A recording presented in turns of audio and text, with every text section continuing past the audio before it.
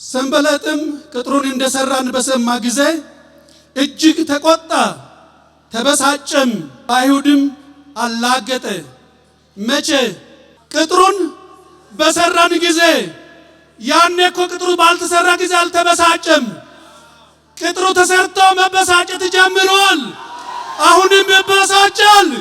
የኢትዮጵያ ቅጥር ተሰርቷል። የፕሬዝዳንት ቲቪ ቅጥር ተሰርቷል። ጠላት ይበሳጫል። የኢትዮጵያ ከፍታ ይረጋገጣል። ሰንበላጥ ጌሳም ይስሙ፣ ይበሳጩ። ስራችን ተሰርቷል።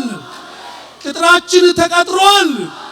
በመንፈስ ቅዱስ ስለተሰራ የነ ሰንበላጥ የነ ጌሳም መበሳጨት አይገርመንም፣ ተፈጥሯዊ ስለሆነ። በወንድሞቹና በሰማርያ ፊትም ሰራዊት ፊት እነዚህ ደካሞች አይሁድ የሚሰሩት ምንድነው? ይተውላቸዋልን? ይሰዋሉን? በአንድ ቀንስ ይጨርሳሉን? የተቃጠለውንስ ድንጋይ ፍርስራሹን አቃጥለንባቸዋል። ነገራቸውን አበላሽተናል። አዲስ ነገር መስራት ቀርቶ ፍርስራሹን እንኳን መጨረስ አይችሉም። ድንጋይ ራሱ ለቅሞ መጨረስ አይችሉም ብለው ተሳለቁ። ነገር ግን ቅጥራችን ተሰርቷል። ኢየሱስ ጌታ ነው። ተከናውኖልናል። ኢየሱስ ጌታ ነው።